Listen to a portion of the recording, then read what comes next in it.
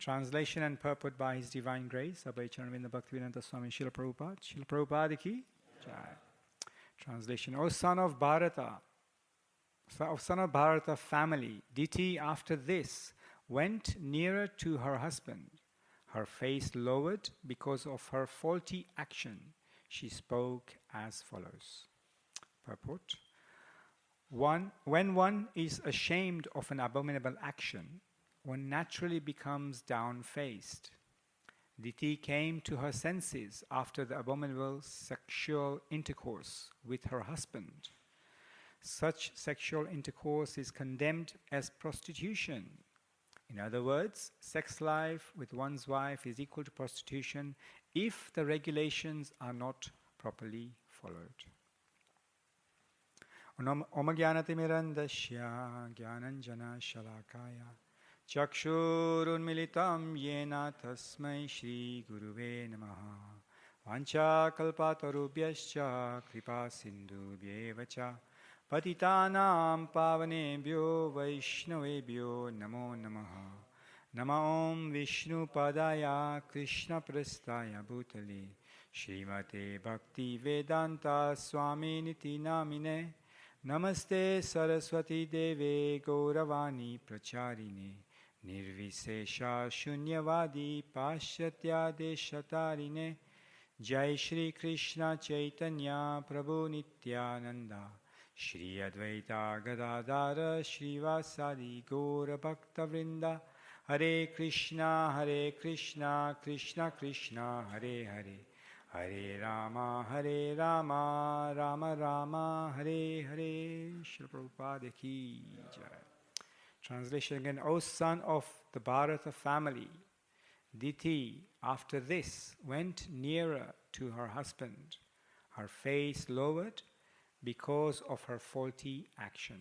She spoke as follows. Hare Krishna. So I'd like to thank all the management here at Bhaktivedanta Manor for asking me to speak on the Srimad Bhagavatam. For my own purification, I'd like to seek blessings of all the wonderful Vaishnavas who've assembled here, all the seniors, and all those watching online, as collectively we can look at these wonderful scriptures and seek some nectar from that. Let's see how we go along with this. So it may seem at first glance that this is a very short purport, isn't it? So quite a slight purport, but actually there is a lot going on there. In this purport there are many aspects of the conversations that's been happening for the last few weeks and days, as you would have seen in your attendance during this wonderful Bhagavatam class. So for example, Mother Diti's remorseful nature after committing an abominable act, isn't it? And her body language, we can talk about that. Why do these acts occur in one's life? We can talk about that. How lust overcomes the mind and intelligence and its relationship with the three modes of material nature. Varnashram dharma is another aspect, because this is the Grahastha ashram, right? Specifically focusing on that and the regulations of that ashram. As well as the varnas and the regulations related to that. Examples of these and how to follow those regulations, we can look at that. And then also we can look at the character of Kashyapa Muni and Mother Diti. And, how Kashyapa Muni is a Brahmana and Mother Diti is obviously a wife of a Brahmana. Then we see from the purport that Srila Prabhupada is using very strong words. Prostitution within the Grahastha ashram. These are very strong words. So we can look at that. So many things we can look at. And then to combine it all together, well, what can we learn from this? What are the resolutions to all these issues that are presented amongst us in the purport today? Yeah? So we make a start, because today also, as we know, is our dear Saras Prabhu's funeral. So we need to finish on time, as well as talk about Sripad Madhvacharya. So let's go straight cracking into it, and so we can finish on time. So Mother Diti's remorse. It is actually a great Vaishnava quality that one feels genuine remorse. Shri Radha Gokulananda Bhagwan ki Jai. after committing some mistake, isn't it? Or even after transgressing our principle of Dharma, as it is in this case, the remorse must be genuine, otherwise it just becomes a showcase remorse, mithyachara, as it says in the Bhagavad Gita. Usually these mistakes occur due to body consciousness and our relationship with the material senses in trying to gratify them. That's when they appear. But when someone commits mistakes, it is how they are therefore afterwards, after committing that mistake. Hare Krishna, welcome. Their whole body language, it should show morose, it should show genuine want to be improve in their next attempt at the same situation. Will they change? Her body language, her head is down, her shoulders are also down, no doubt. Her face is showing anguish and actually downtrodden. Potentially fear of the consequences of this transgression is also potentially within her. And all of these things would be showing in her body language, right? The next verse actually talks a little bit about that, which we won't cover today because obviously I'll be going into transgressing the dharma of giving class. I don't want to do that. And so she goes on to look at repairing some of the damage that's been done through the actions, and we'll look at how she goes on to do that tomorrow. These days people say, when you do something and you feel guilty, people say, oh, don't worry, it's fine, isn't it? Don't worry, you'll be okay. But that is actually letting the mind get away with it, isn't it? When one feels remorseful, one feels guilty, they need to actually understand why they're feeling guilty. They need to understand what is it that we need to do in order to learn so that we don't make the same mistakes again. This happens to us all the time, day in, day out. We are transgressing so many things, but sometimes we're not even aware that the transgression has happened.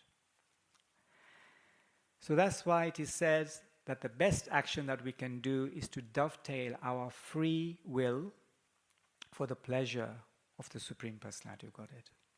If we actually dovetail our activities, then the necessity of feeling guilty, the necessity of actually wanting to transgress something goes away, because we are continuously dovetailing our activities, our actions for the pleasure of their lordships rather than pleasure of our senses. It is difficult to do, but it can be done. And that is actually the real nature of surrender, isn't it?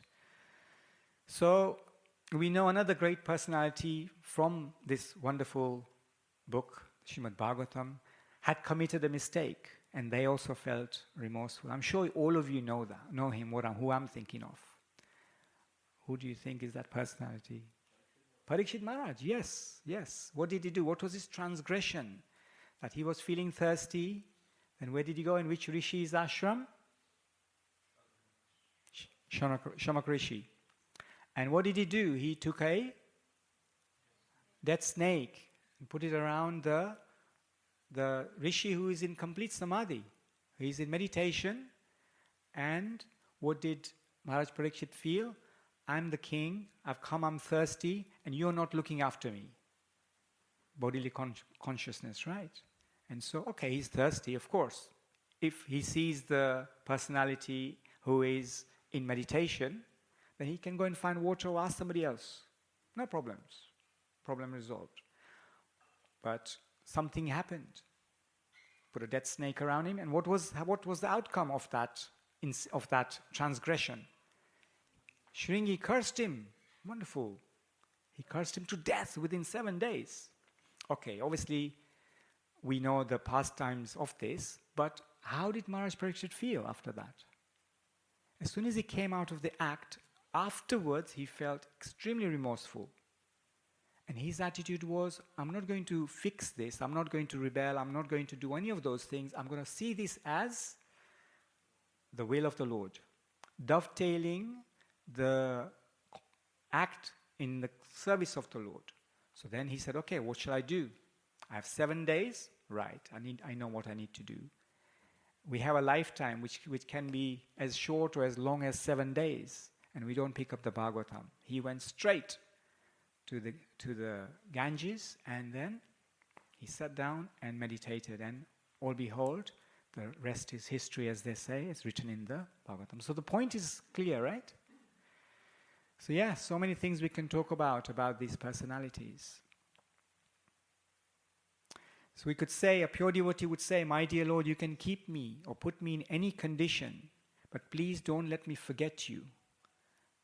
Please keep me in association of your pure devotees. Lust overcomes mind and intelligence. In the Bhagavad Gita, Krishna warns Arjuna with a famous verse, I'm sure you all know. Kama esha krodha esha rajaguna samodbhava mahasano mahapapma vidiyanam iha virtadam. Translation is the lust only, Arjuna, which is born of contact with the material mode of passion and later transformed into wrath. Yes, and which is all-devouring sinful enemy of this world. So although Kashyapa Muni had warned Mother Diti, time and time again, it's not right muhurat for such acts. It's not the right time. She was too much overcome by lust. She was too much overcome by the desire to have a son, even though she knew it wasn't the right time. Because after all, she is the wife of a learned sage, a great sage. So she was a great wife. Lust is said to be in the mode of passion. But when combined with inappropriate time, transgression of dharma, it turns into the mode of ignorance. So this is what happens. And later on in this same section of the Bhagavad Gita, Krishna says to Arjuna in verse 40, Indriyani mano buddhir asyas distama muchyate etar vimohata esha jnanam avritya dehinam. This is really important. This eta vimohata esha jnanam. Translation is the senses, the mind and intelligence are the sitting places of this lust. Through them, lust covers the real knowledge of the living entity and bewilders him. Lust covers all these and takes away our knowledge, our buddhi. And so when buddhi is gone, that means we drop into ignorance. Without knowledge, we're into ignorance, right? And so Mother Diti was bereft of knowledge. Though she was a great wife of a great sage, full of knowledge, knew all the Vedic injunctions. What happened? She felt remorse after the act that she did this abominable action. And then that because she was put into ignorance by material nature, three modes of material nature. So they were in the Grahastha ashram. Varnashra ashram has certain regulations. In fact, every ashram we know the 4 varnas and the 4 ashrams. What are the 4 varnas? Brahmana, Kshatriya, Shudra. And what are the 4 ashrams? Brahmacharya, Grahastha, Vanaprastha, Sannyas. Right? We're very tired this morning, right? Okay. Maybe we should do a super brain yoga like Jankinath Prabhu used to do in his classes. He said, let's all do super brain yoga. He used to get everybody standing, and what did he used to do? He used to get people to hold their ears like this and then crouch down. Maybe we should do that. Prayajana Prabhu will lead us. Just joking. So, we know the 4 varnas, we know the 4 ashramas, right? Each varnas and each ashramas have their specific rules and regulations, isn't it? So, and human beings, us living entities, must abide by these ashram rules. As we know, Brahmacharya ashram, the Vanaprastha ashram and the Sannyas ashram, there is no connection with anything illicit in those ashrams. If you want anything illicit or sex with another partner, a woman or a man in that case, then you enter the Grahastha ashram. But there are rules and regulations also of the Grahastha ashram. We can't just go in there, okay, fine, it's a license to do whatever I want. No, is for begetting spiritual children. In fact, the act itself has got a long list of things that we have to do before the act. And then, once you've done, that's it. You've got the children. That doesn't mean you carry on. That's what Prabhupada is saying. If you do anything outside of the timing or any illicit activity is regarded as prostitution. These are strong words by Prabhupada. So, Grahastha ashram, before procreation, there's a ceremony performed. In fact, it is recommended that one chants 64 rounds before the act itself, because our mind has to be in the right frame, right consciousness. Because we want children who are, going to be helpful to society, not going to be trouble to the family, to the parents, but also to society and the world at large. So the mind has to be in the right frame. The Lord has delineated all these rules and regulations not for restriction reasons, but for a specific reason. These are do's and don'ts of the material world, and they are written in our scriptures. They are very, very scientific. They're not just there to make our life, oh no, we can't do this, there's this rules, there's that rules. They're given by the acharyas for us to accelerate our path on this Krishna consciousness to perfection. For acceleration, our human body, this body that we've accepted away from the spiritual world, so that we can accelerate our activities and get back to the spiritual world. That's why these rules and regulations are there. Just like driving, there's a roundabout, there's traffic lights. They're there to control the traffic, so there is smooth running of the traffic, right? If somebody just transgressed those, you're going to get a ticket, you're going to get a fine, you're going to get 3 points, and after 12 points, license banned. So these rules are there for a purpose. They make a smooth transition from material world to the spiritual world, so that there is perfection. They're not there to simply be an impediment of sense enjoyment, as many may seem to think. These are just impediments on my sense enjoyment. I'm trying to get from A to B to see if I can get a rasgulla somewhere. Maybe I'm in the Pujari room, just there. Some rasagullas are hiding, waiting to be consumed. But no, that's not sense enjoyment, is it? Maybe 1 or 2 is okay. Or maybe a bucket is. But anyway. So Lord hasn't delineated all these rules and regulations for just curtailing our sense enjoyment. No. When one breaks the rules and regulations and doesn't become repentant, then that's an issue. Because we don't learn, and we may even fall down again.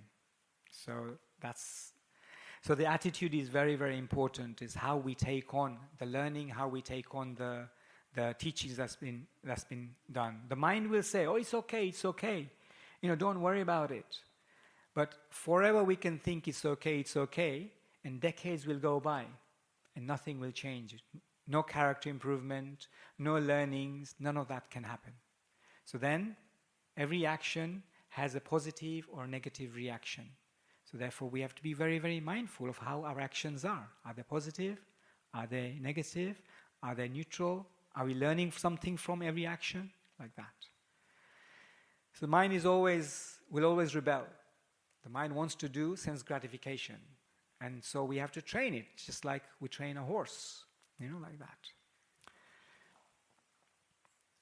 Okay, I'm conscious of the time. We have quite a lot to cover. So in this regard, Bhagavad Gita 2.59 says, though the embodied soul may be restricted from sense enjoyment, the taste of sense objects remains. But ceasing such engagements by experiencing a higher taste is fixed in consciousness. So we have to give ourselves a higher taste in order to control the mind from the sense enjoyments. We have to do little austerities. We have to do some tapasya. That is required, because that can then control the mind. So, like for example, we have rules of maybe, attending Mangalarti. I don't know whether the register is still here, Mangalarti register, I'm not too sure, but if it is, then after 3 strikes, then you are in front of the Brahmachari ashram, or the Brahmacharini ashram. And then you're talking about, okay, so yes, I transgraded not attending Mangalarti, or I was late 3 times, 5 times, whatever. And then you have to have a responsible answer. So these little austerities are there. Prabhupada has given us the morning program. Attending a morning program, Mangalarti, what is one thing that one has to do in order to successfully attend a Mangalarti? Sleep early. Yes, it's such a simple answer, right? We have to plan Mangalarti the day before, the night before. Sleep early. What happens? Yes, I'm going to attend Mangalarti, and then 11 o'clock. Yes, I'm still doing my rounds. Oh, yes, I'm still have to do my reading. Oh, I didn't clean the ashram today. I need to clean the ashram. Or whatever it might be in the Grahastha ashram. You know, Grahastha life is very, very busy. Children, wife, husband, etc., work. And then you're trying to attend Mangalarti and class and so on. It's a bigger austerity, can be. So we can look at character, nature and qualities of Diti and Kashyapa who are in a Grahastha ashram. By doing tapasya, by giving the mind a higher taste, we develop good qualities. We develop great character because it gives us stronger ability to fight the onslaught of Maya. It gives us the ability to control our mind so that it can be guided towards spiritual things rather than towards sense gratification and material things. So after having committed the mistake, the attitude of Diti, both Diti and Kashyapa, points towards their great character, isn't it? And so because the attitude wasn't dismissive of the abominable act, the attitude was repentant and responsible. So, although they committed the great grave mistake, should we pass judgment on them? What do we think? Should we judge them? Oh, look, such a great sage, look what they've done. Are we qualified to pass judgment? No. Who are we to do that? You know, these personalities who appear in this exalted books like the Srimad Bhagavatam, it's phenomenal that their names are actually in the Bhagavatam, isn't it? How many of you would like your names in the Bhagavatam? This is phenomenal personalities. They're not like an ordinary Tom, Dick and Harry from Bushi or Garston. They are exalted persons. Their names are in the Bhagavatam. This is a Amala Puranam. So there is exalted personalities. So everything that is written in the pages of Bhagavatam is for us to learn, and so that we don't make the same mistakes. They're just doing their drama activity. They're just being the puppet for Krishna to teach us. So what are we supposed to learn from the mistakes of what happened to Diti today or during this verse? If Mother Diti had listened to her husband Kashyapa, who was actually her spiritual master, no? Because her husband, great sage, regarded as a spiritual master.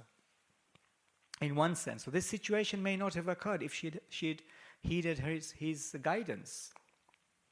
So similarly, Prabhupada has given us so many books. We have so many Shiksha Gurus. We have our Guru, spiritual master, is constantly teaching us many, many things.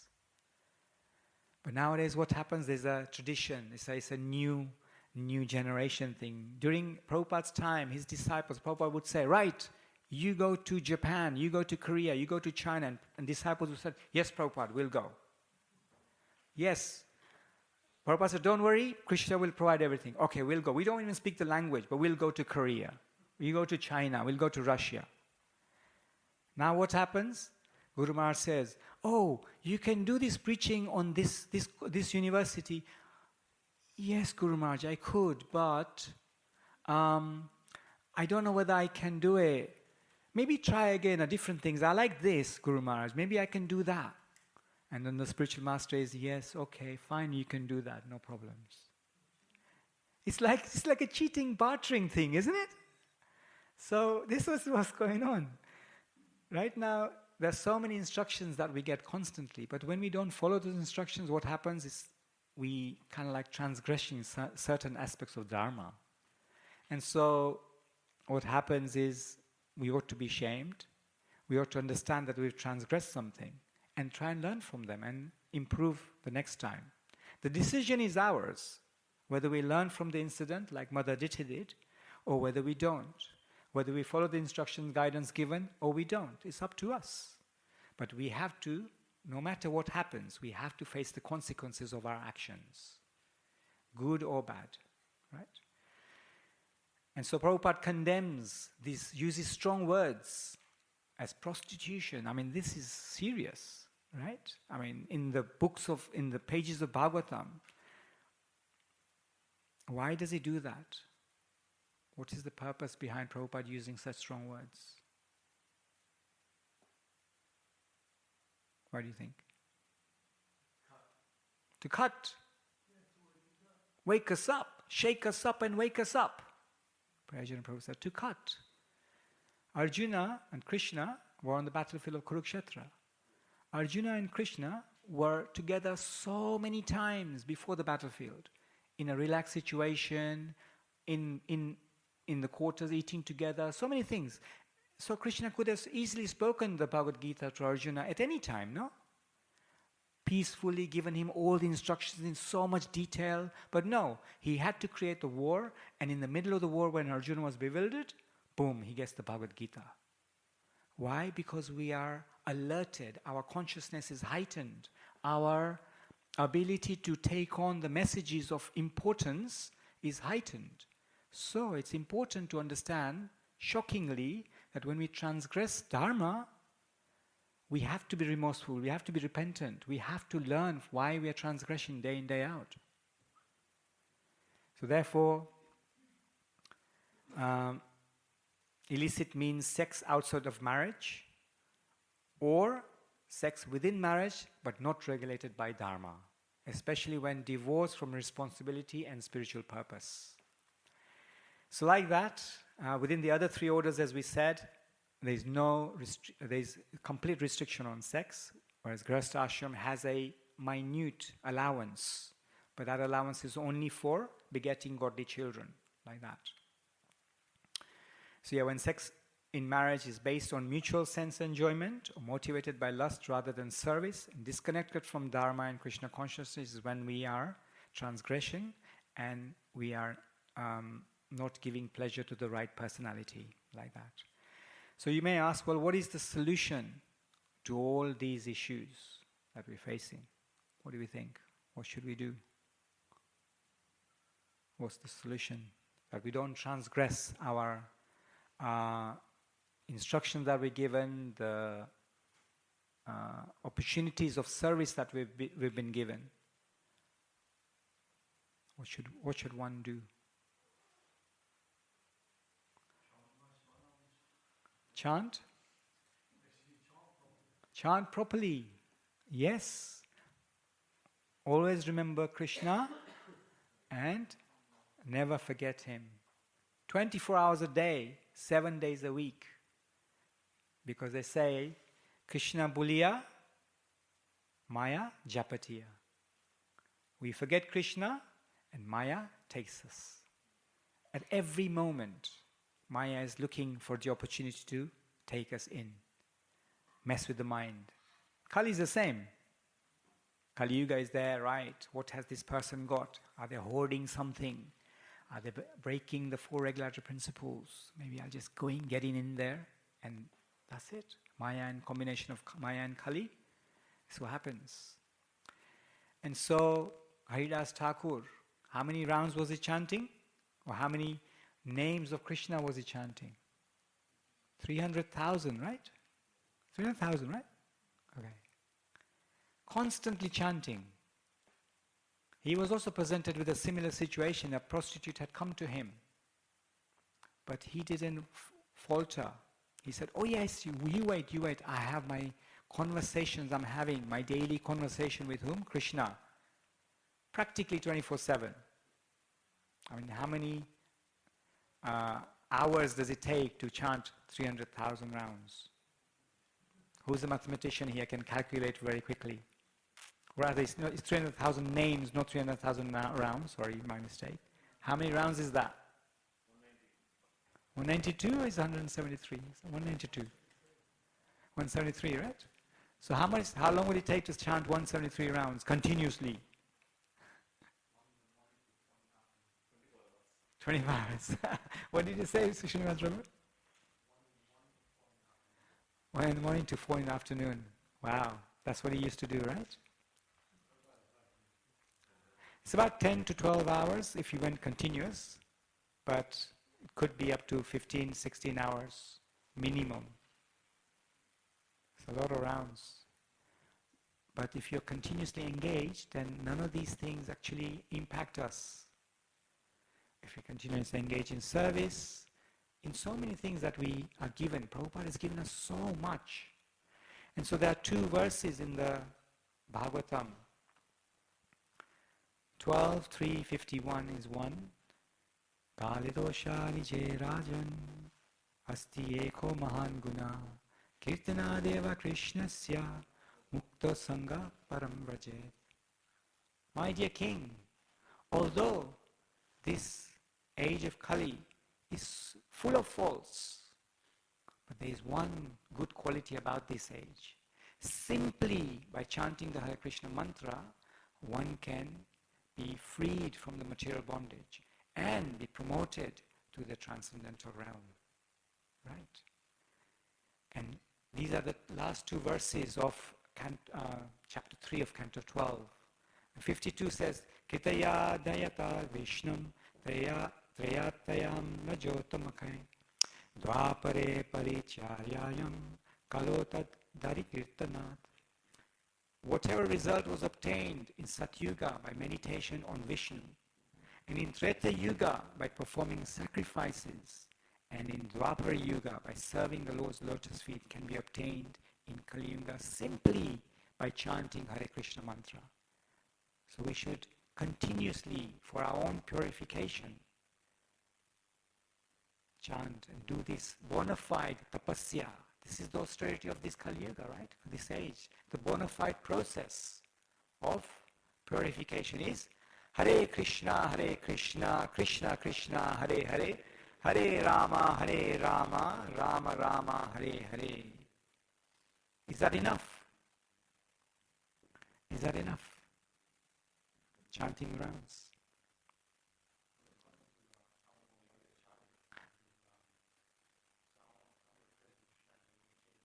Yes, is equal to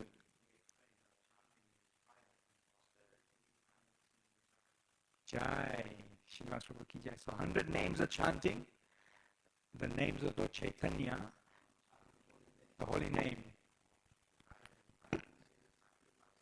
Yes, similar to what they says in this verse 52. Yes, wonderful. Confirmed, you see? Shankar Gurun confirmed. So it's important to have meditation, to have our mindset engaged 24 hours in Krishna's service, dovetailing our activities to Krishna's will. Shri Radha Gokulam Bhagwan ki, Shutaram Lakshmanaman ki, Gaurnitai ki.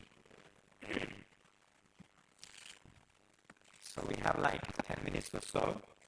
What I want to do is also talk about the Tinobhav Tithi, that is, of Sripad Madhvacharya today. Such an exalted personality in our Parampara line. If you look on the back of the Bhagavad Gita or other books, there's an entire Parampara line, disciplic successions written. Krishna, Brahma, Narada, Vyasa, and Madhvacharya. Fifth in the line. What an exalted personality that we are so fortunate to have in our line, in our platform here. As ISKCON is standing on the platform that's being created by Sripad Madhvacharya. The great Vaishnavacharya who established the Brahma Madhva Sampradaya, which later became to know because of Chaitanya Mahaprabhu as Brahma Madhva Gaudiya Sampradaya. Right? He was a divine Vaishnava, incarnation of Vayudev.